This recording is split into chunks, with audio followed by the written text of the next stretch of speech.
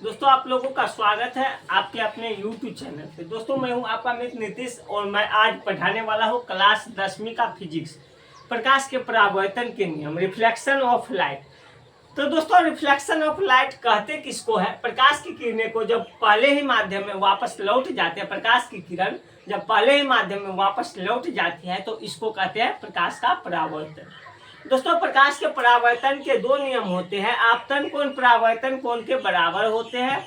आपतित किरण, परावर्तित किरण तथा आपतन बिंदु पर डाला गया अभिलंब तीनों एक ही तल में होते हैं। कोई दिक्कत नहीं होना चाहिए। दोस्तों यही मैं लिख के आपको समझा रहा हूँ, कोई दिक्कत नहीं। प्रकाश के परावर्तन के नियम, परावर्तन के नियम लिखिएगा।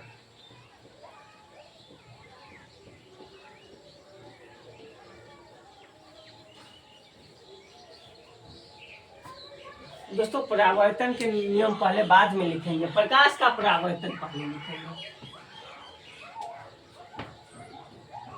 प्रकाश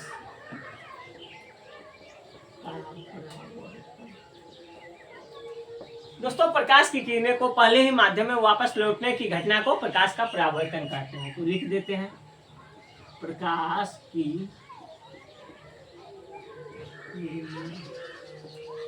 को पहले माध्यम में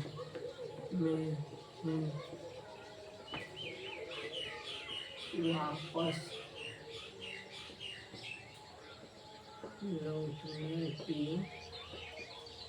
क्रिया को प्रकाश का परावर्तन कहते हैं। दोस्तों जब प्रकाश की किरण पहले ही माध्यम में वापस लौट जाती है तो इसी को कहते हैं प्रकाश का परावर्तन। दोस्तों ये एक रेखा खींच ली है, इसको इससे मिला दिया।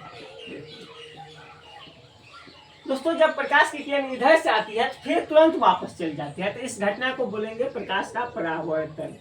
क्या बोलेंगे? प्रकाश का परावर्तन। कोई दिक्कत नहीं होना चाहिए। दोस्तों ये प्रकाश के परावर्तन के दो नियम होते हैं। दो नियम कौन कौन है सो देखिए। परावर्तन के दो नियम है।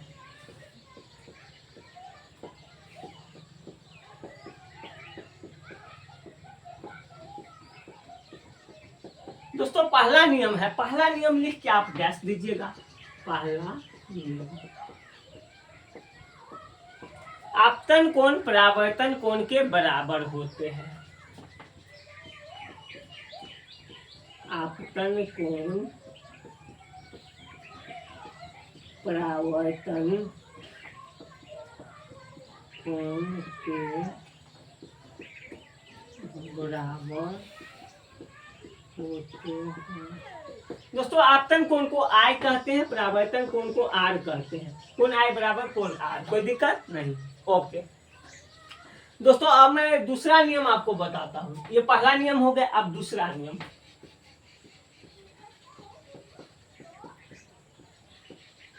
आपतित किरण, परावर्तित किरण तथा आपतन बिंदु पर डाला गया अभिलंब सभी एक ही तल में होते हैं। लिख देता हूँ। आपतित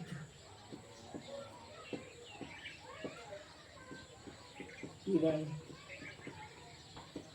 परावर्तित किरण तथा आपतन बिंदु पर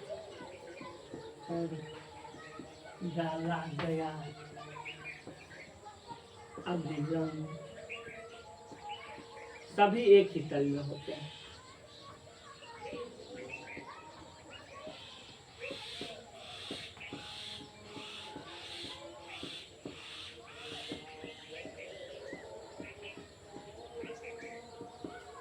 दोस्तों आपतित किरण, परावर्तित किरण तथा आपतन बिंदु पर डाला गया अभिलंब जो होता है सभी एक ही तल में होते हैं। दोस्तों प्रकाश के परावर्तन के यही दो नियम होते हैं और इसमें कोई खास नहीं होता।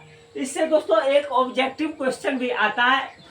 क्या आता है? तो प्रकाश के परावर्तन के कितने नियम होते हैं?